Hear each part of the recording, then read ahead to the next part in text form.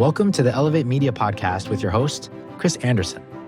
In this show, Chris and his guests will share their knowledge and experience on how to go from zero to successful entrepreneur. They have built their businesses from scratch and are now ready to give back to those who are just starting. Let's get ready to learn, grow, and elevate our businesses. And now your host, Chris Anderson. Welcome back to another recording of the Elevate Media Podcast. I'm Chris Anderson, your host. Today, we're going to dive into how to throw better events, how to utilize events to grow your brand and connect with people. And to do that, I brought on another expert. Imagine that. And so today we have Marley Majcher on the show today. She's an expert in throwing events, parties, celebrity events. Call her the party goddess. So Marley, welcome to the Elevate Media Podcast today. Thank you for having me. I'm so excited to talk about one of my absolute favorite subjects. Yeah. And like we were talking about before we hit record was, we haven't covered these topics very much, is events or parties and things like that, and how to use it to grow your brand properly. So, to kick things off, what got you into becoming the party goddess? Okay, well, that would take your entire show, but I'll try to make it as fast as possible. So I'm from Pasadena, California, where I still live, which is a suburb of LA. And I went to Georgetown, and since my parents wouldn't let me go to school in California, they're like, you have to go anywhere else. So they said, you can come back, but you got to go out of state. So I went to Georgetown, and which was super hard for me. At the time, my ADHD was undiagnosed, although I don't know how.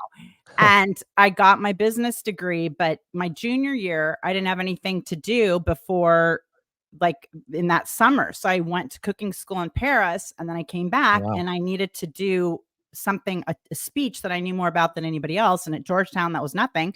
So I interviewed this chef and decided I needed to marry him, but he was 20 years older. That's a whole story. And then I got engaged the month after graduation and got back into the restaurant business. So, yeah. Okay. So parties, what makes a good event or party if you're throwing one or if you're thinking about throwing one? Okay. Absolutely, positively there are a couple key things. Yeah. Okay. Of course, the host and the vibe that they create, but it's the guest list. But I am going to tell you that it's not the guest list that you think. Okay. Okay. So most people think that, I'm going to really carefully curate this, right? And I'm going to have like my fancy friends with my other fancy friends, and I'm not going to invite that person because they didn't go to college, and these people are not going to. That's the exact wrong approach. Okay. The best parties are the ones where you have the CEO who flew in private and the gardener and the whatever, everybody mixed together. And the key secret sauce is the host or hostess making that work.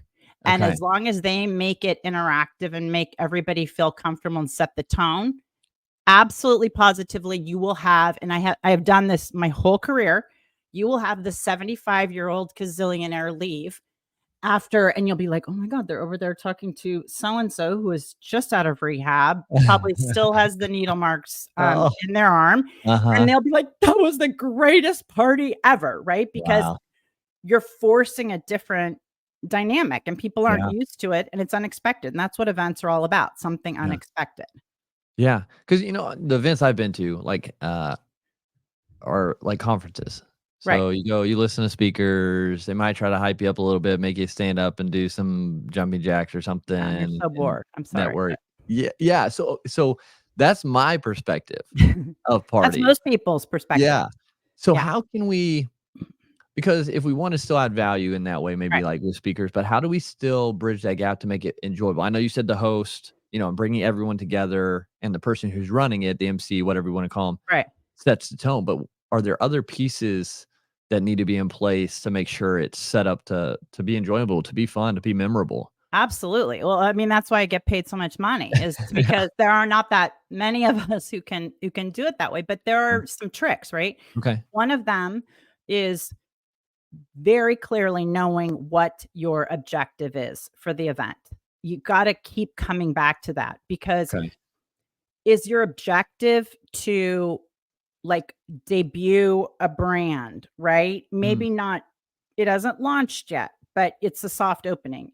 Or is the event to sell people into a coaching program? Like if it's a hardcore sales thing, or is it just kind of networking to get high level people together because, later you want to get into the country club? Or is it a dual thing because you want to get into the country club, but you also want to kind of warm people up because, I don't know, you haven't been visible since COVID.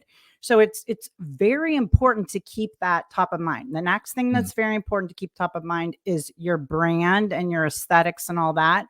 And so many people think they have a brand and they really don't, because it's just so Casper Milquetoast, right? So if your brand is just like no brand, that becomes the brand. And then how do you build on that, right? So Sure. if you're in a spot where your brand is kind of Casper Milquetoast, then pick something that's really unique and like highlight that. So for example, let's say the host or hostess, um, let's say it's the most buttoned up corporate thing, but the host or hostess grew up on a farm and absolutely loves horses or whatever. Well, then have that be part of the total theme, that it's like, the cowboy situation, like in the middle of New York or something completely unexpected.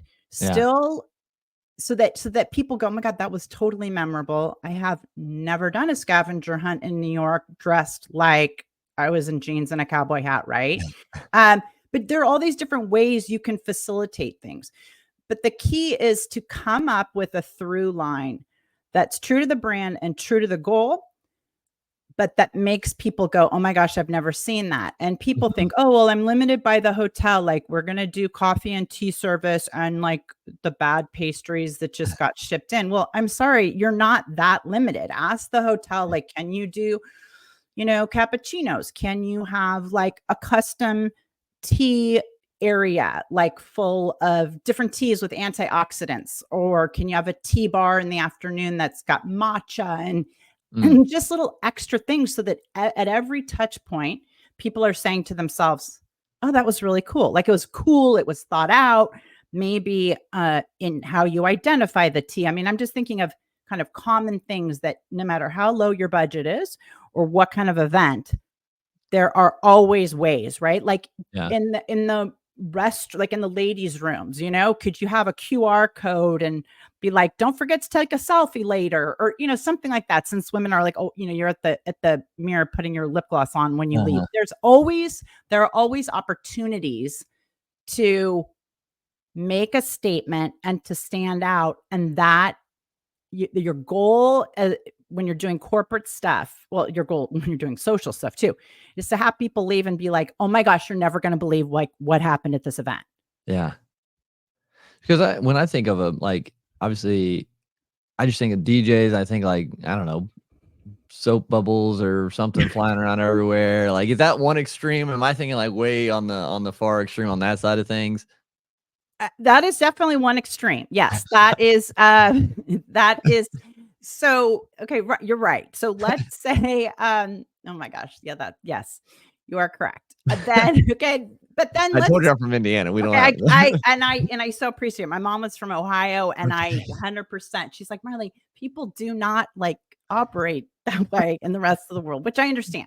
But okay, so let's just turn that on its head. You giving me that example. Sure. Okay, so you're going to have a DJ. Okay, great. Everybody's had a DJ, right? Yeah. But how about if you make the experience where it's one of those like silent DJs where it's the DJ and everybody has their headphones on, or everybody has their headphones on for the first 40 minutes and it's kind of facilitated, right? So I mean, you can have a DJ and then you can do it. What if it's, okay, so great, you have bubbles. Well, what about having bubbles and everybody's like, okay, yay. But then you have like Bubble Maker of America there, who does the biggest bubbles anybody's ever seen. And you have a selfie station of bubble gum and the whole thing. The drinks that night are Prosecco or champagne. So everything is bubbles. Like take one thing and just exploit it. So it is so stupid. Like it's like a Seinfeld episode, right? Yeah. Think like that with your event. You take something Seinfeld was a show about nothing for 30 minutes or whatever, but it was freaking hysterical because they took the one dumb thing. So it's like, if you've got to have bubbles, okay, but then it's freaking gonna be bubbles. Yeah. You Okay. see what Yeah. you see the Yeah. difference? You play into the theme of the main thing you want to do. So, for example, we're at Elevate. We are starting to create a community for freelance videographers. We want to help Right. them, go from solo to having a team, like what Yep. I had done with my company. Yep. And we're thinking about next year Yep.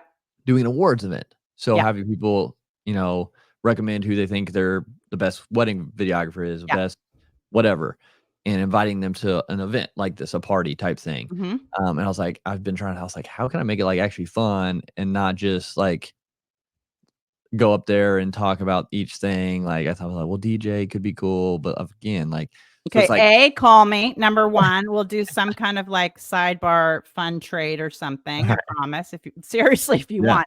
But B, I would think, okay, so my first questions as a planner are going to be, how many people are you going to have at the event? right. Approximately. Like, you can answer this. Let's like workshop. Yeah, the venue I was looking at could hold like 150. So Okay. that was kind of my starting since it's our first one ever. Got it. Okay, good. And by the way, you're very smart. Start Okay. smaller Yeah. and build upon it. Okay. So let's say you're going to have 150. And is it going to be, how many of them are going to be videographers versus like their plus ones, or are their plus ones not even invited? No, plus one definitely invited. Probably no kids. Yeah, 'Cause for sure. we Freaking no figured, kids. yeah, So that's the biggest buzzkill in America. Okay, yeah. keep going. Sorry. I have 3, so I No, can it's say fine. that, but So, and I think we'll probably offer somehow either by like selling the ticket for them to yeah. come or somehow to cover the open bar or like a certain amount of drink tickets or something like that at Yeah. the venue. So you could sell a table. So the people that get nominated or whatever, maybe you could invite them to get a table, something so that would help like underwrite your core costs. Okay. Yeah. Okay, keep going. Whatever you do, do not do 66 or 72-inch round tables with the white tablecloth to the floor. I will kill you if you do. If I ever see that on social media, I'm going to be like, that MF never heard one Okay, thing I making a said. note of that for sure. No way. Okay, keep going. We wanted it to be like a formal event, Yeah. kinda like, Grammy, Etsy type thing. Now, when you say formal, do you mean that you're serving a sit-down dinner? I don't, 'Cause I yeah, we gotta haven't got do that far. this. Yeah, I'm Okay. not sure on that, if it'll be like hors d'oeuvres type thing or like a sit down dinner or Well, here's something. why I say that, Mhm. because if you go sit down dinner, right? Yeah, Which, by the way, a lot of you think everybody think that's quote fancy, and that's what you right. should do. But you can have really the most amazing, elegant thing and have everybody be way happier by doing it all lounge seating and Mhm. high-end lounge seating and Okay. past hors d'oeuvres and stations so people can get in little pods and chat. If I were you, I would Yeah. take the tip from, those places that you can go, I forget what they're called, but they're like literally like social media, like little influencer pods. Well, Okay. Yeah. you've got videographers, right? Their Yep. medium is all visual. So why Yeah. not have all these different pods, right? So maybe you have a contest during the party, like where somebody shoots, 30 seconds or less, and the person who shoots the best video or something with their friends, or you have an award where they got the most people in the video, or Okay. they took it in front of or they highlighted a product on the table. I mean, you could the other thing is you could have your client sponsor it or donate, Yeah. and then the videographer, or you could tell the videographers ahead of time what it is. Like, there's so many things to do, but you're then going to light them on fire on their level, right? Mhm. So that's their medium. Give them a challenge in their realm Yeah. to play with and have fun with, and then have it so that the goal is like, to post it in as many places. Maybe you have a follow-up award that gets delivered 3 days later based Okay. on the post that went most viral. I mean, it could be a million things, Sure. but the idea is that you you flip the whole thing on its head. You Yeah. don't go, I have a venue, I'm going to do a sit down dinner. It's going to be fancy. We're going to have these big tables of 10 or 12. Forget all that. Everybody's been to those. And by the Yeah. way, it's very hard to do those really, really well. Now, if you got like a Michelin star chef in and they're doing these amazing, but you're not, right? You're going to already be going broke with it, and you're going to be having rubber chicken and bad potatoes. And everybody's going to be like, oh, that was lovely. It was so nice of them to do it. But they're not going to have had a great time. They're sure as heck not going to be like, oh my God, that was amazing. You know? Right. No, for sure. I like that idea, because then more people mingle and things too. And totally. Maybe you have it where you have the three vignettes for 100 people, right? And maybe they're in different color areas. And then, you know, the DJ or the MC or even the videographer has everybody switch to a different section at some point when it's from the hors d'oeuvres to a different time. Or maybe in addition to passing the hors d'oeuvres, you're passing little, you know, splits of champagne with straws that are branded for your company. And then those make it into the videos. Like, ask the videographers, maybe you take a little survey ahead of time. What's the coolest thing you've ever seen done at an event, or that you would want done at an event? And you do a survey ahead of time, so you get all of them involved, and then you do a prize like before. So the one of the other key things is getting the buy-in early. And I highly recommend, if you have, depending on what your budget is, but even if you have to get this sponsored or donated, is I would send out paper invitations. Send out backup, like electronic ones, but send out paper invitations. And the reason I say that is because we don't get that much stuff in the mail anymore that's not junk. So you get an invitation, a real one, or a real anything that is not like the computer generated and pretended somebody signed it, and you are on fire. Yeah, for sure. No, and I like that. And, you know, we had an idea too with that same kind of concept, but since we're a video production agency, sending out little videos within the invitations, like, hey, super excited to invite you to our event. So it's like a little screen within the card or something. So, but yeah, so we're working on that, because, like, I want it to be memorable. I want people to have a good time, because, you know, we've all been to events that's like, is this over like yet? all of them. Like, literally, that's why I'm a recluse half the time. People are like, oh my God, are you so busy for the holidays? I'm like, I'm busy working, but I'm like, I cannot go to another. Oh, hi, Mixer. lovely to see you. Yeah. Oh, yay. I didn't want to see you before. Otherwise, I wouldn't have waited till December in this party. You know what I mean? Like, we need something. And but the other thing too is, so it's a videographer's thing. It's going to be in 2025. It's the world of AI and all this stuff. I mean, the other thing you could totally do is you could put this completely on its head and have, you know, stations where it's like the old school TV screen. You know how, like, when you go up at like the circus or something, and not the circus, but like a fair, and you put your face and there's like the strong man and the guy. So like the equivalent of that, but it's like, make your movie like in an old style movie format, you know, or, okay, you have to do it, but your challenge is it can only be images, right? Strung together. Or like, or how movies or videos were first made, right? Like literally like the photos of the cards, like with the horse. And you flip. Start to run, like totally turn it on its head. And but just pick one thing and just go whoop, and just watch how everybody is like clamors to be part of it, because it's so obvious in the beginning. If you took that much time and attention, my God, everybody knows it's going to be a great party, because nobody's going to do all that on the front end and then serve dumb chicken. Yeah. So with that then too, like, if you have those kind of things, is any entertainment even needed, like a DJ or like Always. Still okay. Always. And here's why. Okay.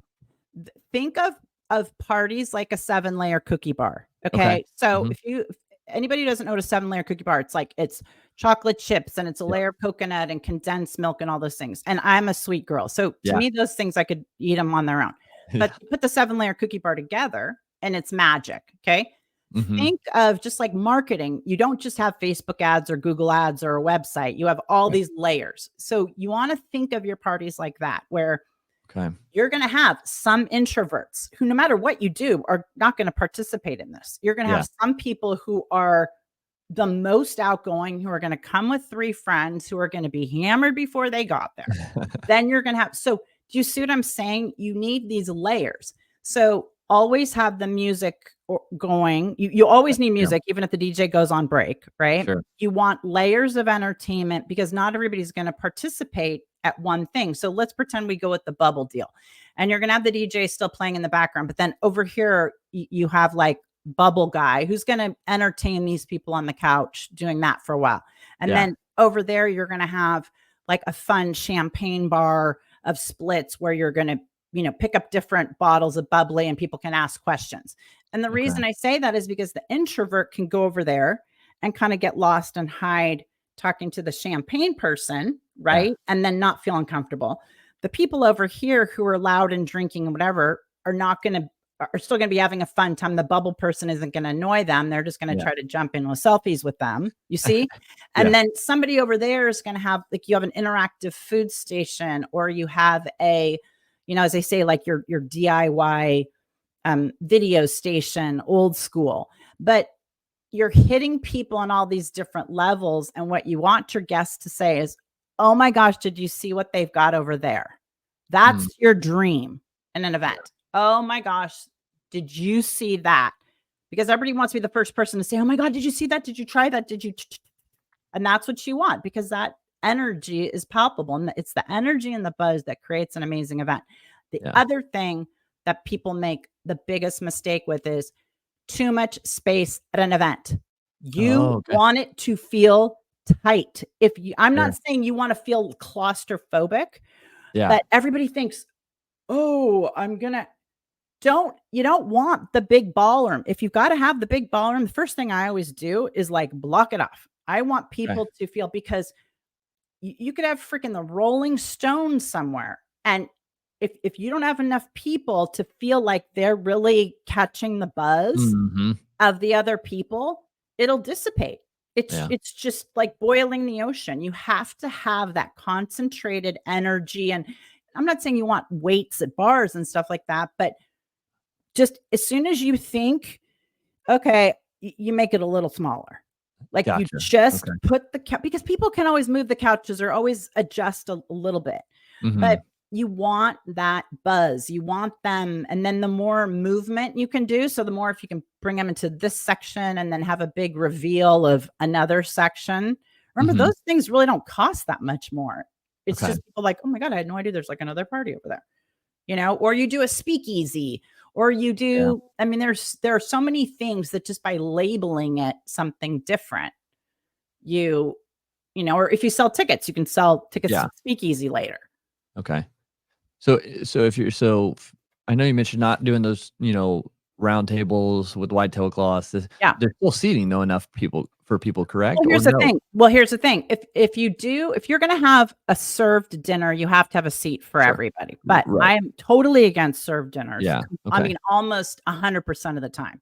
Okay. I think even if you have here's the other thing. Even if you have like a very set program with your crowd, I can't imagine that it would be too set. But even if you do, you can still have a served salad, right? So then everybody's seated for a bit. But the other thing is if you do it where it's stations and some past and some stations and all this stuff, and you've got people moving around, then my rule of thumb, unless there's a significant outlier, like your guests are, and I'm not even making this up, but like if your guests, I've had events where some of them are just skew a lot older. So you might adjust the ratio, but otherwise I say seating for 2/3 of the group, no more. Okay. And remember, you count a couch, that long 8-foot couch counts as seating for 3. Okay. Right. So you just want vignettes. You want low seating. You want high seating. Some older people don't like super low seating. They're happy to have high seating though. Some people don't like high seating. They're like, oh, my back is going to bug me. So when you have all those different options, it naturally increases the energy too, because they want to, quote, go over there and see. They want to go over there and see, oh, what's over in that section? Yeah. The white area, or what's over there. Yeah. It's that everything isn't predictable. When you walk in the big ballroom with the, tables of 10 or 12 and the little rose and greens scenario on the table, you're like, okay, I already know where this is going to go. Right. It's like watching Cinderella or something, the most basic story, and you already know the ending because you've seen it 100 times. Right. So what if you, with that, like if we're presenting awards, does Yeah. that cause any hindrance having people standing or being all over the place, or how I do don't, you? I mean, it depends. I mean, you've got to be able to pull it off, right? So as Sure. long if you have an MC or somebody who can pull it off, then absolutely not. Because what you could do is you could have some big, you could do something silly. You could have a gong. You could have, and then Oh, all of yeah. a sudden you have the music stop and you have the DJ start, and you're like, okay, station identification. We're about to do the award for, and make it fast, right? Okay. Nobody wants these long speeches and all this stuff anyway. Right. Have them come in and out, and then have them have a photo op so that you get media and stuff. Yeah. And then be like, but that's great if you stop the party like every 20 minutes or something, or maybe you stop, depending on how many awards you have, maybe you stop the party 2 or 3 times and you knock out 3 quickly. Okay. And then they go back to the party. Okay. So doing it sporadically throughout, just having a symbol or something that makes them realize, hey, we're about to have a new award come up. They're Right. going to come up. Okay. Yeah. And you mentioned time too. Like, Yep. is there a time limit on events that does it matter? Yeah, Like, it does. okay. So people, no matter how fabulous the event, with very few exceptions, you've got a 4-hour window start to finish, and no one will be there for those 4 hours. Here's why. It could be the best friend. It could be, but the spouse isn't going to want to be there the whole time. Somebody's going to be tired from work. Somebody's going to have been running late. Yeah. If you're lucky, you're going to have people there for 3 hours. I mean, unless they have to be there, their employees or they're chained to it. But you've got about 3 hours if you're really set to captivate them. So you make, in your brain, you say, okay, the start time is 7. I'm making that up. You don't necessarily put it's 7 to 11, right? Because it'll naturally dissipate. But just think of it, everything as a natural flow. Like at weddings, you don't leave until the cake is cut. Well, guess what? It drags on too long. And you can see people doing the Irish exit out because they're just like, oh my God, this is like crazy, because you have a natural like time clock for this stuff, whether it's standing or socializing, you can only do so much. Right. Okay. That's good to know. Now, would it change? Would that change if the event is in like a hotel convention area and like they're staying at the hotel? Would that limit increase at all, or is that still about the same? I would plan an after party. Absolutely. I'm not saying don't plan other stuff, but you're not. Well, I mean, maybe I shouldn't say you're not. I mean, anything's possible. I have yet to see it, right? Where now I've seen people move from one venue to another, different story. Gotcha. But it's like, here's the party, because people need these natural, it's like, beginning, a middle, and an end. And some people are going to want to have that, okay, we're good. Right. Right. Yep. And then other people, I've got a flight to catch in the morning. I've got this, that. I was up with the kids, whatever it is.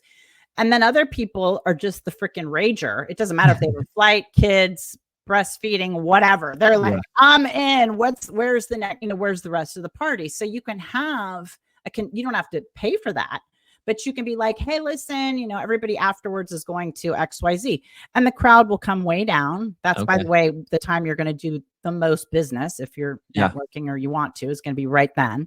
Yep. But it's sort of like you release everybody else. And then the ones that want to hang out. Okay. I like that. And I think, the idea could be like partnering with whatever locations to try to benefit them as well. And I told have it, like it could be a crawl. I love me a good crawl. So it could be, even if it's in the hotel, like you could have the big thing in the hotel and then they have a separate bar, or here's the other thing too, which I've done a million times and is so great. Get a suite upstairs and have that be, it's going to be, have it be big, but have it be smaller and, just not like weird kind of suite, but you know what I mean? Yeah. And so that it's like a continuation. So there's always a way, even if you're like, oh, well, it's going to be in the middle of nowhere, there's no other stuff around. Well, if the hotel has a bar, or you could just get a big suite, or the hotel probably would partner with you with it. The other thing is say, if you can do a crawl, I think freaking crawl is great, where you have then everybody leave there and you go to, Joe's down the street, and Joe knows you're coming, and, they give you guys, I don't know, something, whatever it would be. Like a private area or something, Yeah. Yeah. whatever it is. Yeah. Yeah. And I would absolutely exploit the fact all day long that these people are videographers, tag the venues. I would say, hey, listen, I would call them sponsors or partners, depending on how much, free stuff they give you. Yeah. And I would have these because you'll have a couple who will just like blow it out of the water, Mhm. For sure. No, I like the ideas. And that's another thing too. Like obviously we're in Indiana. I was thinking of venues here locally, but Mhm. our ideal is to get intake for them, get videographers who are interested somehow and Mhm. see where they're located and then see if there's a majority in a certain area. Maybe you go to them. Yeah, it would be smarter to do it closer where a lot of people are from. Well, here's the other thing. Mhm. I would look on the calendar about where there's a videographer convention, a Mm. photography equipment convention, Yeah. something where that whole crowd is already going to be. Because Yep. guess what? You might not be honoring them, but you go to the convention. So let's say the convention is, I'm making this up, it's like, Thursday, Friday, and then Saturday's the leave breakfast or something. Yep. Well, you guys have your party on that Friday, or you have your party, something so that you can kind of be working the show floor. And then if you Mhm. meet cool people or people you like, come over to my event. Yeah. Give 'em Right. like a special ticket or something or Yeah, exactly. Be like, here, that to me is, if it's a business thing, that's totally what I would do. Yeah, that's a good idea too. So much to think about, but it's been a great conversation. Really, because it's different. Yeah. People we think about business, we think about growing business and the Right. logistics and the everyday type things. But Right. how can we make something fun that helps Right. grow business? And I think this is it. Now, if you wanted to invite maybe a bigger name person, I kind of Sure. end with this question. So Yeah. maybe someone in your community. Obviously, we're not going to get Dwayne Johnson or Kevin Hart at our But event. that's a misnomer. Yeah, You don't know, by the yeah, way, in true. California, we manifest everything. So That's I true. understand in Indiana, you're not manifesting maybe, but I would just be putting it out there, dear Wayne, Yep. but, um, there is everything's, oh, I don't have an A-list celebrity that lives in my, you don't need an A-list celebrity. You need the A-list celebrity of your town. That could That's be true. the newspaper publisher. That Yeah. could be the family who's been there forever. It's like the old school ways of influencers, right? Yeah. The guy that's families had the grocery store for 3 generations in your it's just who's kind of, it could be the bartender who's the local hero making an appearance. It could be, it really could be anybody that's just kind of known in your circles, Yeah. right? And then, I mean, if you can get a name, great. Sometimes it's, you might also find out who are the influencers in that videography space. That might be worth actually paying somebody Mm, to be there to do something, or, I don't know, whatever. It depends on your audience and what they're going to value. sure. But you could even do part of your survey. Like, hey, listen, if you could have anybody there, like, who would it be? And maybe you do nothing with the information, but you aren't limited to just Dwayne the Rock. Yeah. Okay. No, I like it. That's cool. And this has been a great conversation. Obviously, we could talk for hours and hours and Yeah. hours on how to Yeah. build a good event and how Yeah. to market it and bring people in. But I mean, this has been fantastic. So you just Okay. have to call me. It's gonna be very simple. I know I've got the whole thing planned. Okay. Yeah, one question just popped in my head. I'm sure you can answer probably quickly. Is we send out all these invites. Yeah. How do we make sure people actually are coming? Well, that, my friend, is not the quick answer You're question. right. Okay, so what No. you do is you've got to layer them with reminders. So remember I said Right, send yeah. out the paper invitation no matter what. I don't know if it's the postman in every county or dumping stuff in the bushes, but somehow, no matter how perfect your address list is, people will not always get it. Right. So no matter what, if you send the paper one, you follow up with an electronic one and you say, hey, you should have gotten a paper one, but if you didn't, here's this. And then you absolutely send out those reminders, Mhm. just saying, hey, listen, we hope to see you, but like, if we don't, can you at least tell us you're not coming? And Sure. then depending on how broad and like how well you know the list, if it's like, assuming that they're your friends or it's not a cold list, Sure. then usually you take the count that says, yes, they're coming and reduce by 10%. Okay. Now, if only 50% of the people reply, and you've got a 50% that despite all those reminders you still haven't heard from, you've got to tweak it. But Okay. I just, the biggest thing is you are just going to have to chase people. That is the sign of the times.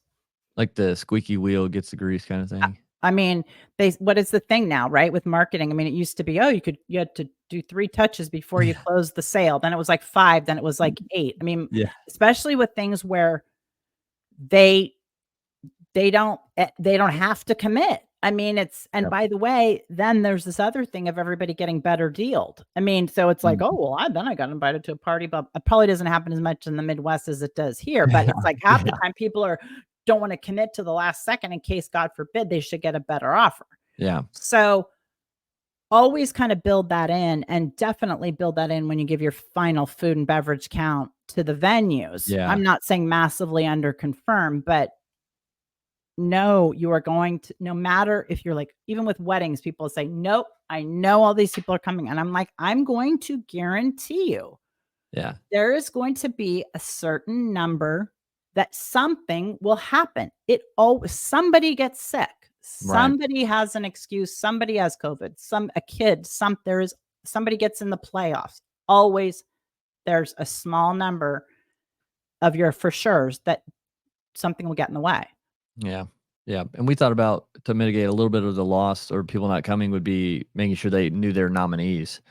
That's a completely different story. I mean, especially if they know their nominees, then I mean, you have to, I'm giving like drive-by party planning advice, right? Yeah. You have to take into consideration some of these key things. Like if they're nominees, if they, half of them work in your building, those things are 100% going to factor in. Or if there's a snowstorm on the day of your party, that's also going to factor in. So you have to use common sense and adjust accordingly. Okay. No, like I said, Marley, this has been a great conversation. I really appreciate everything you've talked about today and the direction and everything. It's just, it gets me excited because it's fun. It's something different. It should be fun. And the thing is it's fun if you approach it as, we're going to have so much fun. And you keep asking yourself, like, how can we make it fun? How can this be more interesting? How can we make it a challenge? But as they say, piggybacking off of something that's already got that built-in energy, my gosh, your job is half done, because then it becomes at the conference. Oh my God, did you get invited to so-and-so's party? Like, oh, were you going to go to Elevate? Like, oh, and they're like, huh? Piggyback. Yeah. I love it. I love that idea. So if people do want to connect with you, learn more about what you do, can you do more than the event stuff as well? Yeah. Where's the best place for them to connect with you? At the Party Goddess, 2 Ds, 2 S's on Instagram. And from there you can find us, but of course thepartygoddess.com, but definitely at the Party Goddess. And cool. DM me, follow, chat. Everybody go follow her, check out what she's doing, learn from her. But again, Marley, thanks so much for being on the Elevate Media Podcast today. Thank you so much for having me. Absolutely. Thank you for listening to the Elevate Media Podcast. Don't forget to subscribe and leave a review. See you in the next episode.